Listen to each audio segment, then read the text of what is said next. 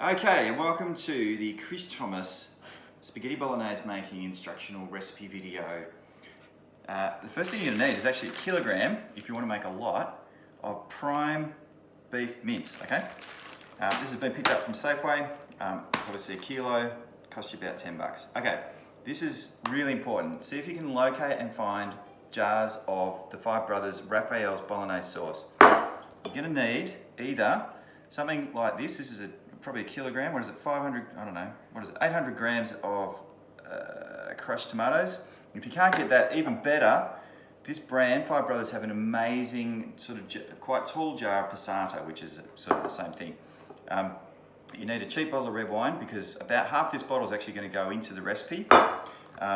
In this case, we've just got some cheap olive oil, that'll do. You need a little splash of that. And I'm a big fan of the Tuscan seasoning because it actually sort of carries all the things that you need to really make an Italian meal pop. And from pasta to, in this case, spaghetti bolognese, this here is full of oregano and parsley and garlic, that sort of thing.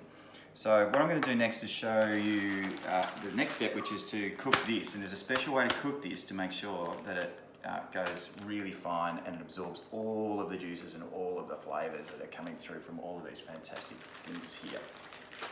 Okay, the next step is to start cooking the mince, the meat. So here's our meat here. Look at that. And we'll just do half a kilo at a time, okay? So just roughly divide it in two. Wait for this pan to heat up, it's getting very close. And as soon as that oil really starts to move around, it's getting quite loose in there, that's good. We can throw that in, we start getting a bit of a pop. Now this is the secret. We've got a two-step thing to do here with our meat. We've got to lock it up into little pieces like this.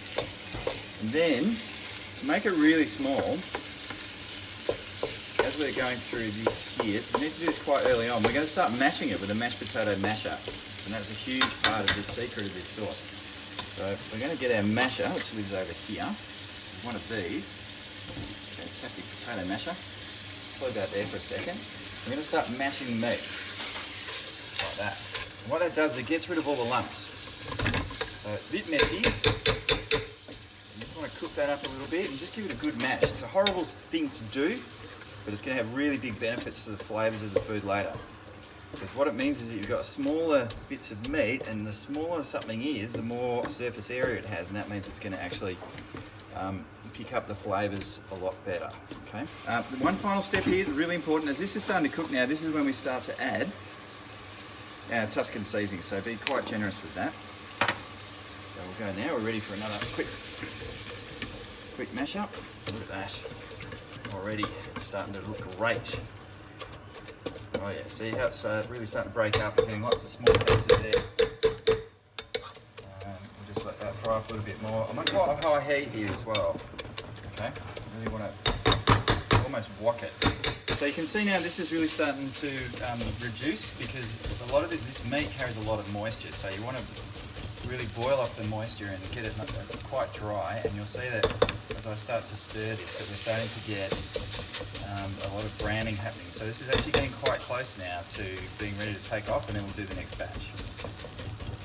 Right, so the next step then is we've got to get the other batch back in, and we're going to start adding all of our ingredients. You'll see that is very crumbly at this point. So we're going to add the next batch in, the old batch, the first batch. So now we've got a kilo of mince, which by now it probably weighs about 100 grams, because it doesn't have any water left in it. That's all looking good. Get rid of the masher. I'm going to start with, it doesn't really matter which order you go in, but we're just going to add, ideally passata, but this Mona crushed vine-ripened tomatoes is fantastic. Get our Five Brothers. It's this one. Going in.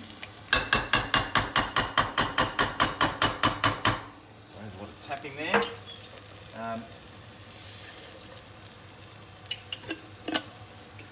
Just adding a bit of water to the, yeah, you don't want to waste it.